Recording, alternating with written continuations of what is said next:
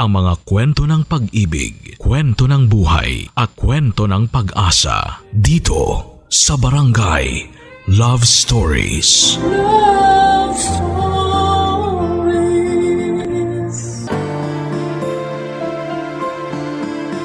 Kahit matatanda ay merong matututunan sa mga mas bata.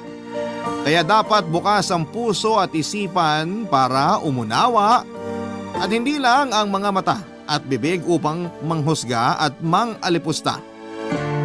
Ikaw kabarangay, ano ang importanteng leksyon na natutunan mo sa buhay? Dear Papa Dudut, dumaan na po ba kayo sa trahedya ng inyong buhay na noong una akala ninyo'y hindi ninyo malalagpasan? Kasi mukhang wala ng pag-asa at para bang mas lamang na lamang yung sakit na nararamdaman ninyo kesa sa kaginhawahan. Yun kasi ang eksaktong pinagdadaanan ko sa past relationship ko na inakala kong pangmatagalan na. Doon nga ako naniwala sa linyahang walang forever. Kasi kung totoong meron ito, sana kami pa rin ang fiancé at long-time boyfriend ko, Papa Dudut. Pero iba yata ang kapalarang nakaguhit sa palad ko. Kasi hindi na mangyayari ang matagal ko ng pangarap at plano na makasama siya. Ayon sa iilan, hindi pag-ibig ang sentro ng mundo at buhay ng tao. Pero kailangan po ito upang makapagpatuloy tayo. Nasabi ko po ang bagay na yon kasi may pagka-hopeless romantic ako, Papa Dudut. Date to marry kind of person ako. Kumbaga gusto ko yung magiging boyfriend ko ay magiging asawa ko na rin, Papa Dudut. Pero bago ako tumuloy sa paglalahad ng tragic love story ko ay magpapakilala po muna ako. Tawagin niyo na lamang po ako sa pangalang Mariel. 34 years old, taga-Sucat, Parañaque at nagtatrabaho bilang VA pero dati akong post-press planner assistant sa isang pribadong kumpanya sa Rizal. Pinalaki naman po ako sa isang mapagmahal na household at confident po akong sabihin na marami akong pag-ibig sa sarili ko na handa kong i-share sa magiging asawa ko. Pero ewan ko kung bakit nagkaroon pa rin ng hangganan ang relasyon naming akala ko ay wala ng katapusan, Papa Dudut.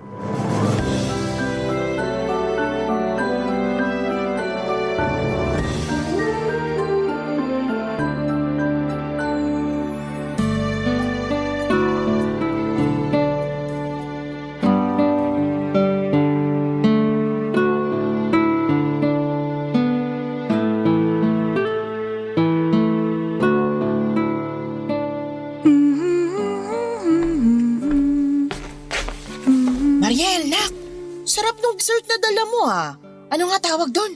Butterscotch po, Ma. Galing Iloilo. Pinabili ko sa friend ko na nag-travel doon para pasalubong sa akin. Oo, yun nga. Hirap naman sabihin, nabubulol ako. Okay lang po yan. Kainin nyo na lang. Ayun nga. Pero naalala ko kasi na yun din yung dala-dala ni… Ma, parang alam ko na po kung sinong tinutukoy nyo. Oo, yung ex mong si… Stop na po, Ma. Alam niyo naman bawal sabihin ang pangalan niya rito sa bahay natin, di ba? Tagal-tagal na nun, Nak. Bawal pa rin? Opo, bawal pa rin. Hindi mo pa rin ba siya napapatawad? Magdadalawang taon na. Mukha namang nagbago na siya. Wala na po akong pakialam kung nagbago siya. At para sagutin ang tanong niyo, napatawad ko na po. Pero ayoko na magkaroon kami ng ugnayang dalawa. Pero tatay siya ng anak mo. Sa ayaw at sa gusto niyo, mag-uusap at mag-uusap pa rin kayo. Sustento lang po niyang pinag-uusapan namin sa anak namin, Ma. Wala na pong iba. Pero nakikita ko namang mabait siya. Kasi hanggang ngayon, wala pa rin siyang girlfriend. Pag walang girlfriend, mabait agad? Baka wala nagtatagal, ganun. Pero teka, saan niyo po ba nalaman yung mga pinagsasasabi niyo? Saan pa ba? Di sa Facebook. Kasi kung meron na, sana pinopost niya, di ba? Kaso wala pa nga. Puro lang siya gala, tapos panay shared post. Wow! Hindi ko akalain na mas updated pa pala sa akin ang mama ko. Tsaka may nalalaman na kayo ngayong shared post Palagay mo sa akin pinanganak kahapon? Wala po akong sinasabing ganyan. Pero ayun na nga anak, mukha namang nagbago na siya. Kung single pa rin siya tapos single ka, kayo na lang ulit. Sabi mo naman napatawad mo na pero bakit ayaw mo na ulit bigyan ng tsansa? Nandun na tayo sa napatawad ko na nga po siya. Pero paano na lang yung peace of mind ko sakaling magloko uli siya? Ma, alam niyo ni Papa kung paano durog na durog ako nung iniwan at pinagpalit niya ako sa ibang babae. Mabuti sana kung ako lang yung hindi niya inisip. Kaso may anak kaming babae. Hindi man lang ba sumagi sa kokote niya na pamilyadong tao na siya? Tapos nakuha pa niyang kumirengking sa iba? Buti na lang talaga hindi pa kami kasal. Pero ikakasal na kayo. Tapos nagkaroon lang kayo ng mabigat na pagsubok sa relasyon niyo. Ganun na lang isipin mo. Ayoko nga po. Tsaka bakit marunong pa kayo sa akin, Ma? Hoy, Mariel, wag mo ako masagot-sagot ng ganyan ha. Mama mo ako, ipapaalala ko lang. Sorry po, Ma. Hindi ko naman po nakakalimutang mama ko kayo. Kaso, wag niyo na po kasing ipilit na magbabalikan kami ng ex ko. Dahil ako na mismo yung umaayaw. Ngayon, kung nagbago na siya, edi mabuti sa kanya. Mabuti rin sa akin kasi kahit paano, nakakausad na ako dun sa ginawa niya sa amin. Focus na lang ako sa career ko at sa anak ko. Nanghihinayang lang naman ako sa pinagsamahan niyo. First boyfriend mo siya, tapos kasundo ko rin. Bait-bait nung batang yun sa akin eh. Close pa nga kami kasi lagi akong pinapasalubungan nung... Ano nga ulit tawag doon? Butterscotch po. Oo, pero bakit nga ba yun lagi ang dala niya? Si Mama. Akala ko po ba close kayo? Oo nga, pero nakalimutan ko na eh. Hayaan mo na nga. Pero, ayun nga anak. Gusto ko ulit kayo magkabalikan para sa pamilya niyo. Isipin mo na lang yung anak niyo. Lalaking walang tatay. Pero nandito naman ako. Pwede ako maging nanay at tatay sa anak ko, Ma. Mahirap yan. Akala mo lang madali. Pag lumaki-laki na yung apo ko at nagkaisip, siguradong hahanap-hanapin niya yung tatay niya. Ano sasabihin mo, Aber? Yung totoo. Pero hindi ko naman sisiraan ang tatay niya sa kanya. Kasi ako lang naman yung nawalan ng tiwala sa taong yun. Hindi ko ipagkakait sa kanya kung gusto niyang bumawi at magpakaama sa anak namin. Pero hanggang dun na lang yun. Labas na yung relasyon naming dalawa. Ay nako Mariel, ayusin mo lang talaga. Siguraduhin mo magugustuhan ko yan kung sino man yung ipapakilala mo. Kasi hindi sapat na gusto mo lang siya tapos ako hindi. Ay, ewan ko sa'yo, Mama. Anong ewan mo sa akin? Mama mo sabi ako. Mama na makulit. Close po ako sa parents ko, Papa Dudut. Lalo na sa mama ko. Kumbaga hindi ko lang siya nanay, best friend ko rin siya. Halos lahat ng bagay ay sinasabi ko sa kanya kasi para sa akin ay mahalaga ang opinyon niya. Malaki din po ang tulong nila sa akin ni Papa noong naghiwalay kami ng ex ko. Sila ang nagsilbi na masasabi kong lahat ay gagawin para sa kanilang mga anak. Sabi niya, kesa mamatay ako sa lungkot at maubusan ako ng luha sa kakaiyak. Sa aming bahay ay umuwi ako sa kanila kasamang anak namin ng dati kong karelasyon. Mahal na mahal po nila ang apo nila, Papa Dudut, at masaya ako kasi malapit din sa kanila ang anak ko. Kaya lang ay hindi naman po perpekto ang bawat pamilya, lalong-lalo na ang mga miyembro nito. Kung ilalarawan ko si Mama ay masasabi ko na siya yung tipikal na ilaw ng tahanan. Pero merong madaldal at honest ang kanyang bibig. Prangka siyang manalita na minsan ay para bang hindi na niya pinag-iisipan ang mga sinasabi niya. Katulad na lamang ng lagi niyang pagsasabi na makipagbalikan ako sa tatay ng anak ko matapos niyang magalit dito ng bonggang-bongga nung iniwan ako at niloko. Hindi ko naman masisisi si Mama, boto kasi talaga siya sa ex ko. Pero sa part ko naman ay parang ang hirap nang magtiwala muli matapos kang saktan at iputan sa ulo. Bukod doon ay parang hindi pa ako handang pumasok sa isang relasyon. Kahit 2 taon na ang nakakalipas simula nang maghiwalay kami, sinubukan ko naman pong makipag-date at kumilala ng ibang lalaki. Pero wala talaga, Papa Dudut. Bokya. madalas ako yung nakikipag-break kasi natatakot pa akong magtiwala. Pero nagiba ang ihip ng hangin nang makilala ko si Oscar Papadudut. Balik katrabaho ko siya pero magkaiba kami ng department. Baguhan lamang siya noon sa company namin at sa management meeting yung una naming inkwentro. Matapos siyang ipakilala ng kanyang supervisor bilang assistant nito. Mabait si Oscar, gentleman, manumanay magsalita pero kalog at palatawa. Yun yung nagustuhan ko talaga sa kanya, yung kanyang sense of humor. Pag nakikita ko siya ay gumagaan ng bawat umaga, idamay niya na rin yung tanghalian at merienda. Naging magkaibigan kami sa maikling panahon at mas lumalim pa yung pagkakakilala naming dalawa sa isa't isa. Hindi nagtagal ay nagkapalagayan ng loob kami at niligawan niya ako. Nung araw po na plano ko na siyang sagutin ay sinama ko siya sa bahay namin para ipakilala sa mga magulang ko, Papa Dudut.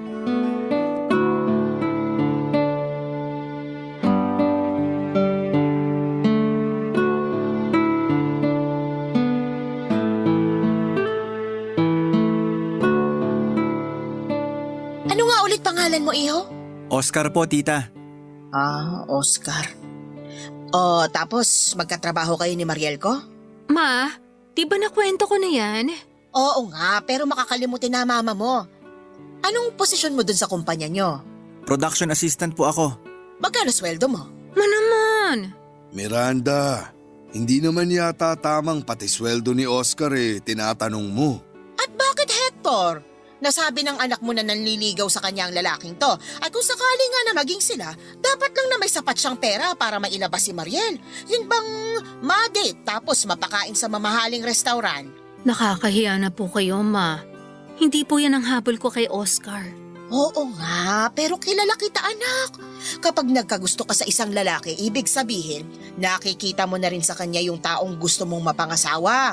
Aba, kung pipitsugin lang yang si Oscar, baka kailangan mo mag-isip mabuti kung sasagutin mo pa ba siya o hindi na lang. Alam kong concerned ka sa anak natin, pero masyado mo naman yatang pinangungunahan ang mga pangyayari. Kahit anong sabihin mo, Hector, nanay ako. Hindi maaalis yun sa akin. Natural lang na mag-isip ako't ikonsidera ang mga bagay-bagay kasi anak kong pinag-uusapan dito. Anak ko rin si Mariel, pero hindi ako ganyan magsalita. Napakabastos. Iho, pasensya ka na sa asawa ko ha. Ayos lang po, tito. Anong bastos dun sa sinabi ko? Masyado kang imbento? Mama, pwede po ba? Umayos nga kayo. Nakakahiya kay Oscar. Kinukwento ko pa naman kayo sa kanya tapos ganyan lang ang magiging asal niyo sa harap niya. Baka isipin niya, nagsisinungaling ako dun sa parte na sinabi ko mabait at mainhin kayo. Ay, mabait pa rin naman ako at mahinhin. Pero kailan ba papasok dyan sa kukuti mo na nag-aalala lang ako para sa kinabukasan mo? Paano kung sa maling lalaki ka mapunta? Paano kung hindi ka pala kayang buhayin ng Oscar na yan? Di nalinti ka na. Minsan kasi nak, gamitin mo rin utak mo. Hindi puro puso. Ginagamit ko po ang utak ko, Ma. Pero ginagamit ko rin po ang puso ko. Palibasa, itong mama mo, puro bibig niya lang ginagamit. Sasampalin na talaga kita dyan, Hector. Ay nako, nakakainis kayo mag-ama. Pinagtutulungan niyo ako. Mabuti pa, iwanan ko na kayo dyan. Tapos na ako kumain. Oh, Ma. Saan kayo pupunta? Doon sa sala. Simula na ng paborito kong teleserye sa GMA. Diyan na kayo.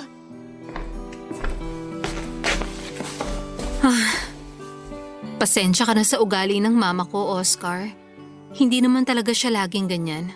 Baka may sakit lang. Naiintindihan ko naman. Baka nga may sakit lang. Sakit sa pag-iisip. Pa? Hoy, narinig ko yon, Hector. Lintik ka talaga. Papa Dudut, hindi ko po talaga nagustuhan ang naging attitude ni Mama kay Oscar, Papa Dudut. Kasi kitang-kita ko kung paano napahiya at nanliit sa harap nila ni Papa yung lalaking plano ko sanang sagutin para maging boyfriend ko. Nang time na yon ay nagsorry ako kay Oscar dahil sa asal ni Mama. Sabi niya ay naiintindihan niya pero ramdam kong apektado siya. Nang umuwi na siya ay hinarap ko si Mama At sinabi ko sa kanya ang feelings ko, Papa Dudut. Nadismayado ako sa naging pakikitungo niya sa bisita ko. Pero umakto siyang parang walang pakialam at pinangatawanan niya na ayaw niya talaga kay Oscar base lang sa kanyang pakiramdam. Nalungkot po ako ng husto at nagtampo. Natulog akong umiiyak at napapatanong na lamang sa sarili ko kung bakit ganon ang mama ko. Overprotective lang ba siya sa akin o ano? Kasi kung oo, bakit mas gusto niya akong bumalik sa ex ko kahit na alam niyang sinaktan ako ng taong ito at niloko? Ewan ko, Papa Dudut, sa edad kong yon ay parang wala pa rin akong sariling pag-iisip. Yun bang tipong dinidiktahan pa rin ako ng mga magulang ko kahit malaki na ako? Sa bagay, solong anak kasi ako at mahal na mahal nila ako, pero mahal ko rin si Oscar. At gusto kong makita nila na kamahal-mahal din ang lalaking bagong pinili ko.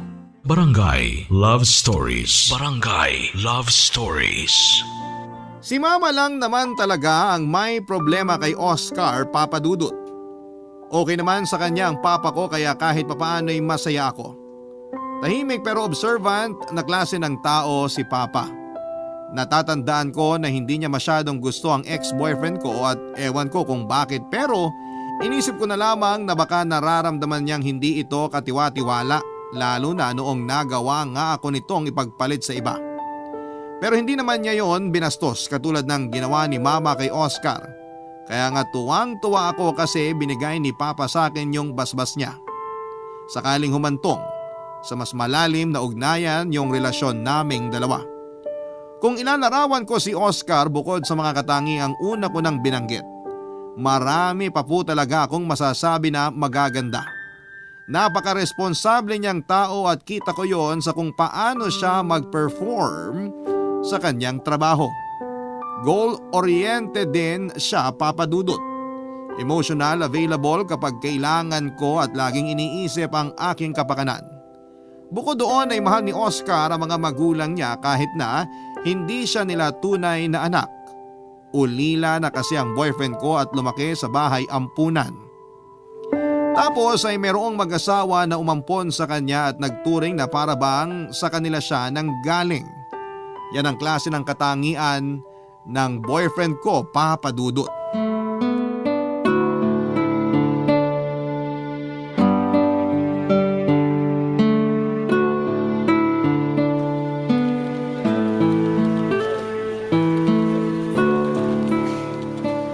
Kumusta na kayo ni Mama?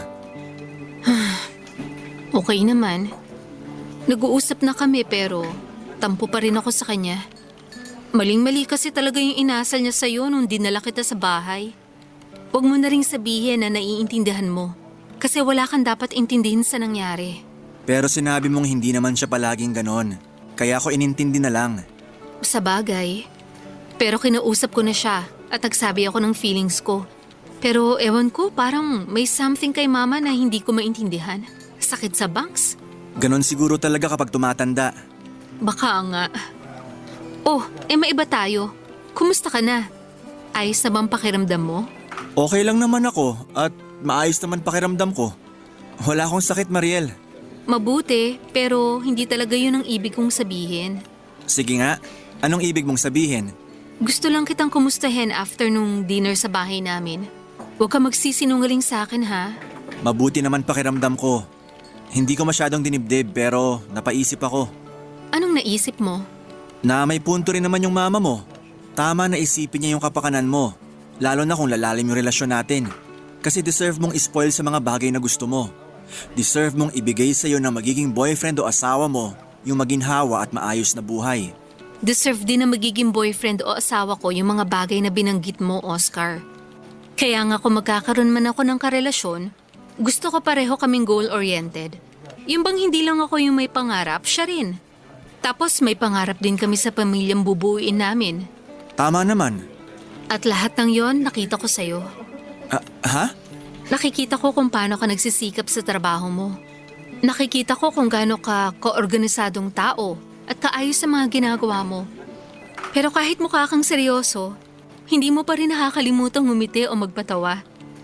Alam mo, kapag naririnig ko yung mga jokes mo, lalo na kapag down na down ako o stress sa tambak na workload, automatic talagang gumagaan ang pakiramdam ko. Kaya nga sabi ko sa sarili ko, ikaw yung klase ng tao na gusto kong mahalin, alagaan, at kung loloobin, makakasama kong bumuo ng pamilya sa hinaharap. Pero bago yun, sinasagot na muna kita para maging boyfriend ko. Boyfriend mo? Oo, bakit ayaw mo? Gusto, pero Pero ano? Sige, sabihin mo, ano? gusto ko lang sabihin na ang smooth nun. Hindi ko nahulaan sunod mong sasabihin eh. Siyempre, akala mo sa akin. So paano, boyfriend na kita ha? Tapos girlfriend mo na ako. Hindi lang ako makapaniwala na tayo na. Parang panaginip. Gusto mo sampalin kita para magising ka sa panaginip mo? Sige, sampalin mo ako. Ayoko nga. Binibiro ka lang, sinakyan mo naman. Biro lang din. Natakot ako kasi akala ko sasampalin mo talaga ako. Ay naku. Halika nga rito, kiss mo ng girlfriend mo. Bawal. Baka may makakita sa atin dito. Ang KJ? Libre na lang kita ng kape. Sige, mabuti pa nga. Naging kami ni Oscar ng araw na yon at walang pagsidla ng kaligayahan sa puso ko, Papa Dudut. Siyempre hindi ko po nilihim ang aming relasyon dahil binalita ko rin yon sa mga magulang ko. Katulad nga ng inaasahan ay hindi masaya si Mama pero pilit kong pinaintindi sa kanya na malaki na ako. May kakayahang magpasya sa mga bagay at tao na gusto ko, Papa Dudut. Higit sa lahat ay pinaunawa ko kay Mama kung gaano ko kamahal ang boyfriend ko. Sa huli hinayaan na lamang niya akong gawin yung gusto ko at sinabing walang sisihan kung sakaling lokohin na naman daw ako, Papa Dudut. Ang nega. Grabe. Hindi ko kinakaya, Papa Dudut. Hindi ko po kinakaya si Oscar hindi ko po kinakahiya si Oscar kahit laging sinasabi ni Mama na hindi siya pasok sa taste niya bilang gwapo.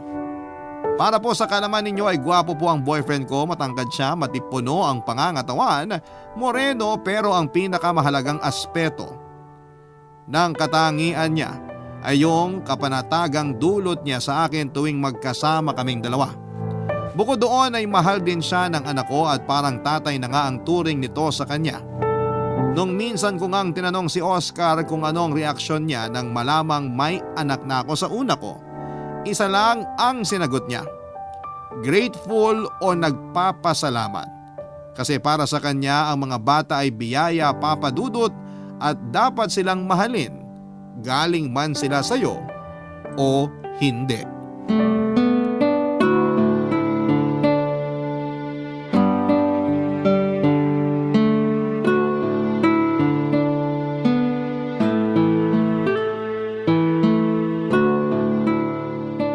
Mariel, nak, ano kasi?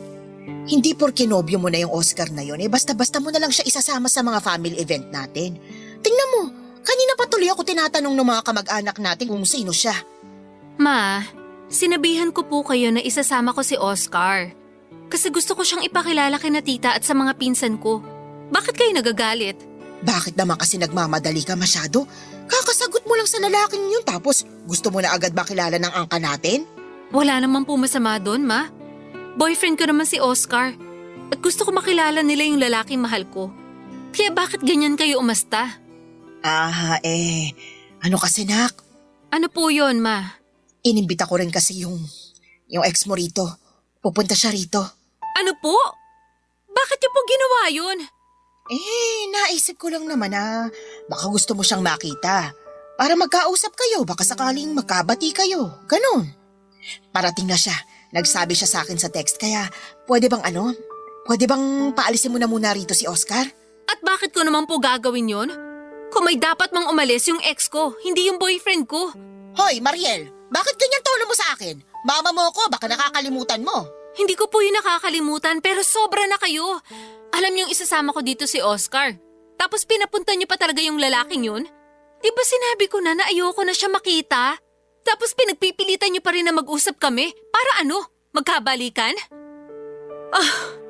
Hindi ko na po kayo maintindihan. Wala na nga kayong respeto sa akin. Pati boyfriend ko binastos nyo na rin. Kapakanan mo lang naman ang iniisip ko. Kapakanan ko? O kapakanan nyo? Gusto ko lang naman magkaroon kayo ng buong pamilya. Buo ang pamilya namin ng anak ko, Ma. Alam nyo yan. Nag-aalala lang naman ako. Kasi paano kung hindi tratuhin ng maayos ng Oscar na yun yung apo ko sakaling siya nga yung mapangasawa mo, Aber? Kasi hindi niya kadugo yung anak mo. Kaduguman o hindi, alam kong mamahalin ni Oscar na para bang tunay niyang anak ang anak ko. Na-appreciate ko naman po yung pag-aalala nyo. Pero mali po yung ginagawa nyo. Malaki na po ako, may sarili na akong isip. Bakit hindi nyo na lang po ako suportahan bilang mga magulang ko? Ganito yung paraan ng pagsuporta ko sa'yo, Nak. Kaya sana, wag na matigas ang ulo mo. Ewan ko sa inyo, Ma. Suko na ako sa ugali nyo. Hindi ko na kayo maintindihan. Ako pa rin ang nanay sa ating dalawa. Mas alam ko yung tama at makakabuti sa'yo. Bahala na po kayo. Pero hindi ko na mapapalagpas tong ginawa nyo. Bakit? Anong gagawin niyo? Kung ayaw nyong paalisin yung ex ko, kami na lang ni Oscar at yung anak ko ang aalis. Ano ka mo? At saan kayo pupunta? Hindi ko alam. Basta malayo rito sa bahay natin. Hahanapin ka ng mga tsahin mo. Hahanapin ka rin. Bahala na kayo humarap. Total, kayo naman ang nagpapunta sa kanya. Mariel! Hoy, Mariel, bumalik ka rito! Hindi po ako sumukong iparealize sa mama ko kung bakit ko minahal si Oscar at siya ang pinili ng puso ko. Umasa ako na makikita niya ang mga magagandang bagay na nakikita ko sa boyfriend ko at bibigyan niya ng chance si Oscar na maging miyembro ng aming pamilya kung magkataon. Pero dahil sa walang usad ang mga bagay-bagay sa mama ko ay unti-unti ko na lamang tinanggap na baka ganon talaga siya. Na hindi ko pwedeng madaliin ang lahat kasi lahat naman ay may proseso. Lalo na yung pagtanggap.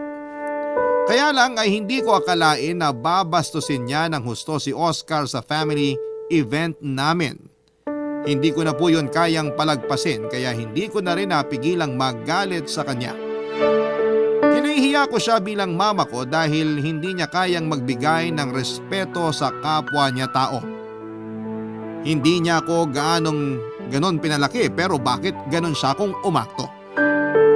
Nang araw na yon ay umalis kami ni Oscar kasama ang anak ko sa event na yon at nagpunta kami sa ibang lugar. Doon ay umiyak ako at nagsorry sa boyfriend ko dahil sumosobra na ang nanay ko sa ugali niya. Inassure naman ako ni Oscar na magiging maayos din ang lahat. Naniwala po ako sa kanya kasi kilala ko siyang positibong klase ng tao at lagi niyang nahahanapan ng magagandang dahilan ang mga pangit na sitwasyon. Na pag binigyan ng tsansa ay magiging maayos din sa huli. Pero punong-puno na ako, Papa Dudut, lalo na sa pag-intindi sa mama ko. Mahal ko siya, ginagalang ko siya bilang anak pero parang binastos na rin niya ako dahil sa pagtrato niya sa lalaking mahal ko.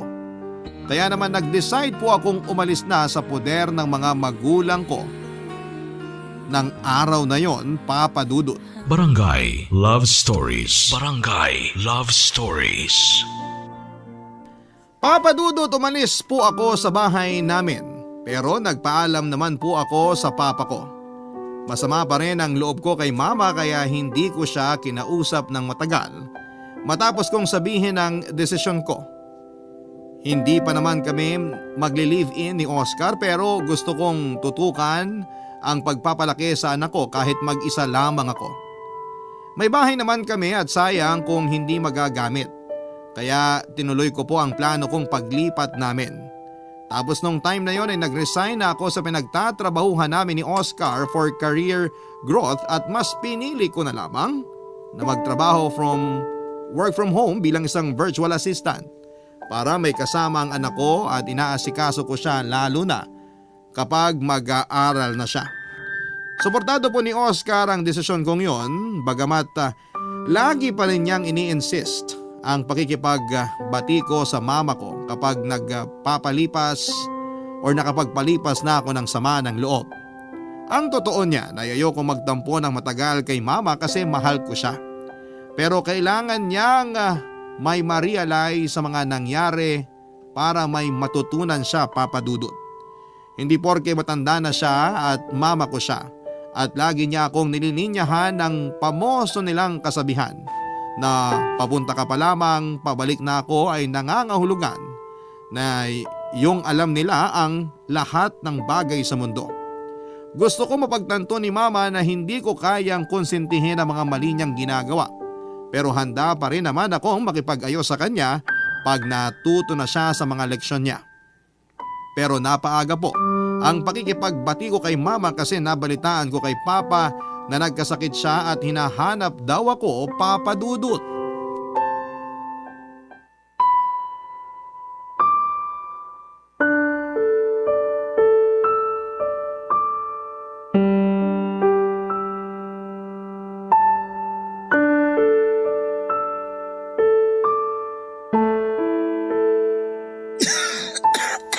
Ma, inom po muna kayo ng tubig. O, ito po. Dahan-dahan lang. Akin anak.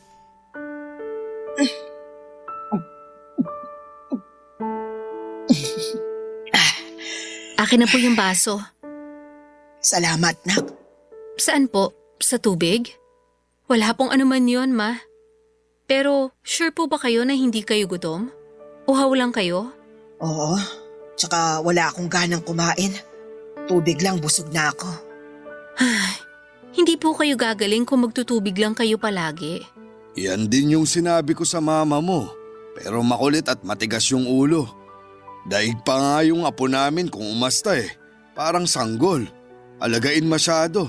Hoy, Hector. Kung masama pala loob mo sa pag-aalaga sa akin, sana pinabayaan mo na lang ako rito. Magagawa ko ba naman yun? Kesa naman puro ka reklamo. Patandang to.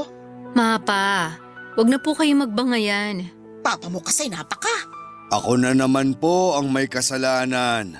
Pa, wag niyo na pong patulan si Mama. May sakit na nga siya, oh. Ay, walang awa talaga sa akin yung papa mo. Maiwan ko muna kayo. Kausapin mo yung mama mo, nak. Miss na miss ka na raw niya. Sige po, Pa.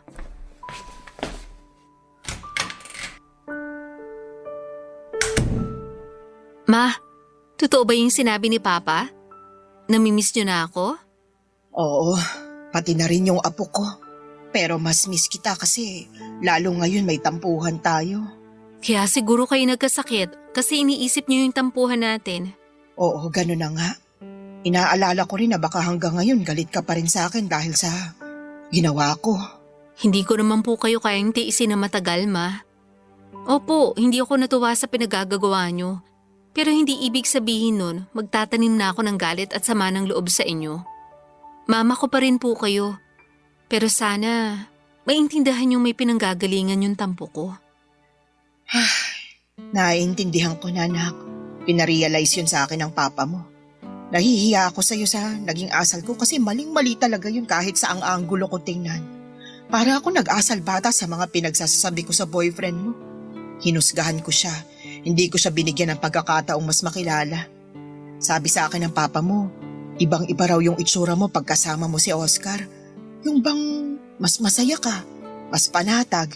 Aaminin kong hindi ko yun nakita kasi nabulag ako sa kagustuhan kong magkabalikan kayo ng lalaki minsang nanakit sa'yo. Ang nakakatawa pa kasi pinagpilitan ko pang magkabalikan kayo. Grabe, anong klaseng nanay ako? Masaya po ko kasi na-realize nyo na po yung pagkakamali nyo. Yung mahalaga naman po rito ay yung mga aral na natutunan nyo sa nangyari. Tsaka tama naman po si Papa kasi mas masaya at mas panatag po ako kapag kasama ko si Oscar. Mahal na mahal ko po siya, Ma. Kaya sana bigyan niyo po siya ng pagkakataon para mas makilala pa. Sigurado magugustuhan niyo siya. Sige, pero mukhang ako dapat yung humingi ng isa pang pagkakataon sa inyo matapos nung ginawa ko. Pangako, pagbubutihin ko pang sarili ko para hindi na makapanakit yung mga sasabihin ko. Ayoko na nagagalit ka sa akin, nak. Ayoko na nagkakatampuhan tayo ng matagal. Hindi na po mauulit yon, Ma. Basta sana tuparin niyo po yung pangako niyo. Tsaka wag niyo na pong alalahanin yung tampuhan natin. Dahil ayos na po yun. Sigurado ka? Kasi baka may sama ka pa ng loob sa mama mo. Wala na po. Kung meron, sana hindi na ako pumunta rito nung tumawag si Papa, di ba? Oo nga naman. Alam ko rin kasi na hindi mo ako matitiis. Kasama na yun. Pero ako nga, miss nyo na rin. Oo nga, sinabi ko na yan kanina. Paulit-ulit ka. Yan, sige. Awayin nyo pa ako para makita nyong hinahanap nyo. Pinagsasasabi mong bata ka. Ako pa rin mama mo. Joke lang, Ma. Sorry na nga po. Nag-worry po ako ng husto nang malaman kong may sakit si mama pero napanatag din ang loob ko dahil hindi naman po yun malala. Siguro talagang nami-miss lamang niya ako. Kaya naapektuhan ang sistema niya. Nakonsensya po ako kaya nagsorry po ako sa ginawa kong pag-alis sa bahay namin at hindi pagkibo sa kanya ng ilang araw. Pero humingi rin siya ng tawad dahil may dahilan naman daw ako kung bakit ako nagalit sa kanya ng husto.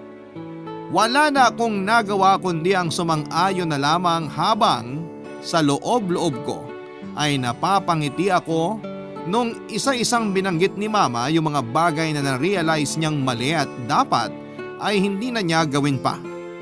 Sa totoo lang ay gusto ko na sanang yakapin at sabihing ayos na ulit ang lahat sa amin. Kaya wag na siyang mag-alala at dapat ay tutukan na lamang niya ang kanyang pagpapagaling. Sinabi po ng mama ko na gusto niyang bigyan ng pagkakataon si Oscar na mas makilala at magustuhan.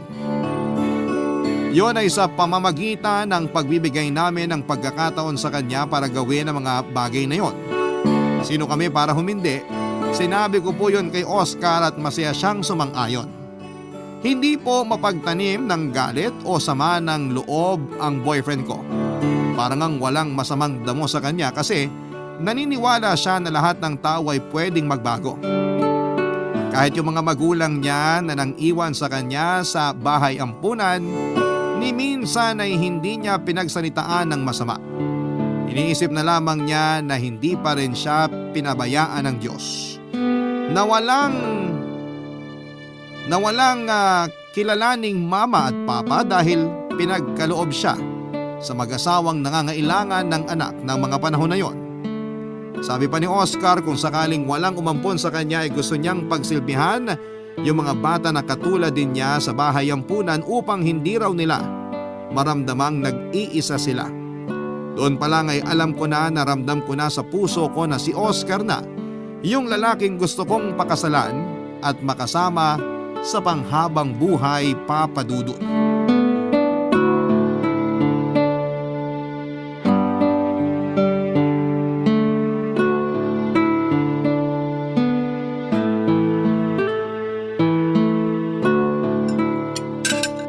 Oh, Oscar, kumain ka pa. Sabi ni Mariel, paborito mo raw itong adobong pusit eh. Nagluto ko ng marami. Andun sa kaldero kapag gusto mo pa, ha? Salamat po, tita. Marami pa nga po itong nasa pinggan ko pero tama kayo.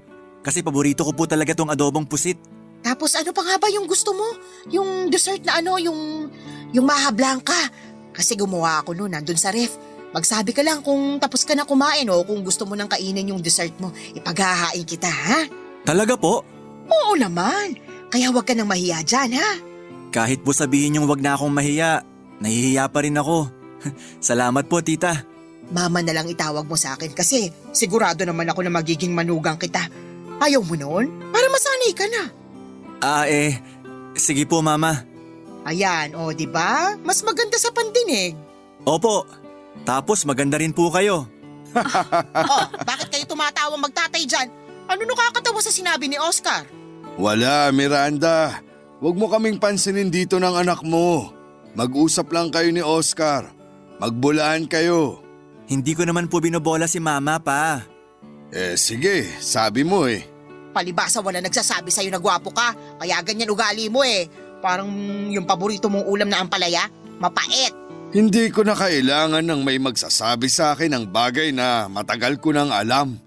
Humarap lang ako sa salamin eh. Kitang-kita na ang ebidensya. Nak, si Papa confident. Aba syempre, mana ka sa akin nak, alam mo yan. Oo naman po. Mana rin naman sa akin si Mariela. Sinulo mo naman lahat, Hector. Sige nga, anong pinagmanahan sa'yo ng anak natin? Yung talino, yung diskarte. Sinasabi mo bang bobo ako? Sa'yo nang galing yan. Oh, tama na po yan. Tama na. Baka mamaya may magkatampuhan na. Tsaka nakakahiya kasi nandito si Oscar. Ay, oo nga pala. May bisita tayo. Oscar, salamat sa pagpunta ha. Saka sa tsansa na binigay mo sa akin na makabawi sa inyo ng anak ko. Alam mo, mahal na mahal namin si Mariel eh. At walang magulang na gustong mapahamak o masaktan yung anak nila. Kaya sana, pakiusap lang namin. Mahalin mo at alagaan ang unikaihan namin. Gagawin ko po ang lahat para mahalin at alagaan si Mariel, Ma, Pa. Kasi ayoko rin naman po na masaktan siya. Kaya nga araw-araw, lagi ko po siyang pipiliin. Promise? Kahit na minsan may toyo ako? Oo, promise. Yan talagang toyo yung namana mo sa mama mo, nak. Tumahimik ka nga, Hector! Papa Dudut, masaya po ako kasi na-realize ni Mama na yung mga bagay na gusto ko pong ipaintindi sa kanya. Kaya nga masarap sa pakiramdam na napapatunayan ko sa kanila na dapat nila akong pagkatiwalaan sa mga desisyon ko sa buhay, lalo na sa pakikipagrelasyon. Kahit malaki na ako ay kailangan pa rin naman ng gabay ng magulang ko. Kaya nga, sa lahat ng bagay ay lagit-lagi ko pa rin pong silang kinoconsider ni Papa. Mahal na mahal ko po ang parents ko, Papa Dudut. Sa kasalukuyan ay engaged na po kami ni Oscar at may plano na kaming magpakasal this year. Hindi na po ako makapaghintay sa mga paparating na taon na kasama ang lalaking pinakamamahal ko bilang aking asawa. Sino mag-aakala na bagaman nabigo ako sa una kong pag-ibig, ay hindi ako hinayaan ng Panginoon na mag-isa sa buhay na ito. At higit kong nararamdaman yung pagmamahal niya dahil pinagkaloob niya sa akin si Oscar. Maraming salamat, Papa Dudut, sakaling mapili po ninyong basahin ang kwento ko. Sana po ay kinaaliwan ng ating mga kabarangay ang kwento ng aking buhay. God bless po, Papa Dudut, ang inyong kabarangay, Mariel. Nagustuhan ng iyong napakinggan? Ituloy yan via live stream sa www.gmanetwork.com/radio. Barangay LS 97.1 For